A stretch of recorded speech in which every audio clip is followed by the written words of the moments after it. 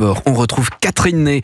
Bonjour Catherine. Bonjour. Bonjour tout le monde. Demain, pour le pape François qui aimait si peu les fastes et la pompe, les funérailles seront grandioses. Une page se tourne, Catherine. Question: pourquoi le pape n'est-il jamais venu en visite d'État à Paris? Certes, il est venu à Strasbourg, devant le Parlement européen, à Marseille. Je ne viens pas en France, précisait-il.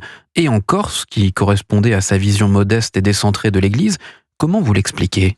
Eh bien, le pape, qui était très politique, avait forcément ses raisons. Alors, on se demandait si la familiarité du président Macron, on l'a vu, qui le touchait, l'embrassait, le tutoyait comme un vieux copain. « Tiens, François, je t'ai apporté un livre de Kant. » Est-ce que cela lui déplaçait? Et c'est vrai que le président Macron lui a rendu visite 3 fois à Rome. Bon, une désinvolture qui a en tout cas choqué beaucoup de catholiques en France. Mais le pape a sûrement eu l'impression aussi que le président français le roulait dans la farine, en incluant l'IVG dans la Constitution française et avec un projet de loi sur la fin de vie où il craignait une dérive vers l'euthanasie. Mais il y avait aussi une autre raison, Catherine. Oui, et celle-là est fondamentale. Le pape demeurait meurtri que la Constitution européenne ait biffé de son préambule le rappel de ses racines chrétiennes. Au départ, elles y figuraient bien, mais avaient été retirées à la demande insistante de Jacques Chirac, et ce, après plusieurs années de controverses, et malgré la réprobation de la plupart des autres pays européens. Oui, le pape François en voulut à la France, la fille aînée de l'Église. Pour lui, ça n'était pas un péché véniel, mais un péché mortel. Quelles étaient les motivations de Jacques Chirac? Bon, d'abord, il faut le rappeler, c'est lui qui avait porté le projet. Il voulait que les Européens se dotent d'une constitution en raison de ses élargissements. Il avait aussi fait entériner par ses pairs que ce travail immense soit supervisé par Valéry Giscard d'Estaing, un grand Européen. Mais Jacques Chirac était bien le seul à faire une fixation sur les racines chrétiennes. Sur ce sujet, nos échanges tournaient toujours court, regrettait alors le président de la Conférence des évêques de France. Mais que plaidait Jacques Chirac? Que la France est un État laïque, cela veut dire que l'on doit respecter la laïcité. Et il ne voulait pas de façon détournée que l'on privilégie une religion, car les autres se sentiraient écartés. La communauté musulmane, qui en pourcentage en France était la plus grande d'Europe, et la communauté juive, qui elle aussi était la plus grande d'Europe en France. Donc il fallait les effacer, ces racines chrétiennes. C'était capital, disait-il, pour notre sérénité. Selon vous, Jacques Chirac avait-il raison? Non. Reconnaître un fait historique indéniable ne s'apparente pas à une injonction prosélyte pour une religion et n'entaille pas le concept de laïcité. Au contraire, cela le rabaisse, puisqu'il en faisait une sorte d'idéologie laïciste, une myopie culturelle qui étonnait chez un président qui, par ailleurs, avait la vista, mais toujours très multiculturel.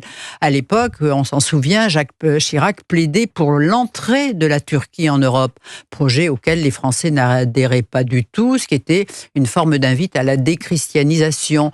Ce qu'ils n'apercevaient pas, mais que l'on voit bien aujourd'hui à l'heure d'un islam conquérant.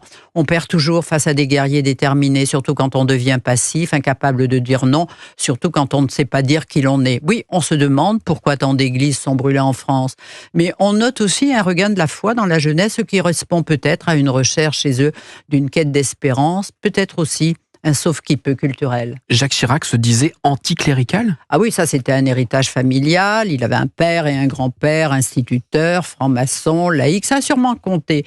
Mais au Vatican, on a de la mémoire et son refus n'a pas été oublié. Le pape Benoît XVI déplorait que l'Europe se soit livrée à une apostasie d'elle-même. Le pape François l'avait rappelé à Strasbourg. Pour lui, les difficultés de la construction européenne, la montée des populismes, s'expliquaient justement parce que l'Europe n'avait pas été capable d'assumer son héritage. Tout ce qui vit et prospère meurt faute de racines, disait-il. Ils n'en ont pas voulu, Dieu s'est vengé. Le pape allait à Lampedusa, dans l'île Lesbos, pour inciter l'Europe à ouvrir grand les bras à des migrants en grande majorité musulmans. Des musulmans, c'était aussi une invite à accepter une forme de déchristianisation. Et là, c'est tout le paradoxe du pape. Cette décision, Catherine, de Jacques Chirac a-t-elle eu une incidence politique? Et comment? Le 29 mai 2005, la France votait non au référendum sur la Constitution à 54,8% des voix. Un score énorme. J'avais rencontré Bernadette Chirac quelques jours après cet échec. Elle m'avait dit, mais vous savez, je l'avais annoncé à mon mari, les catholiques n'iront pas voter. Votre combat pour effacer les racines chrétiennes de la Constitution a été une énorme blessure pour eux, comme pour moi, Jacques. Elle qui aimait révéler que dans son petit sac, il y avait toujours un rouge à lèvres et un chapelet offert par le pape Jean-Paul II. Bernadette, elle, était une catholique fervente. Merci beaucoup, Catherine Ney, pour cet éclairage, signature Europe 1. Très bonne journée à vous. Dans un instant, la revue de presse d'Olivier Delagarde. À tout de suite sur Europe 1.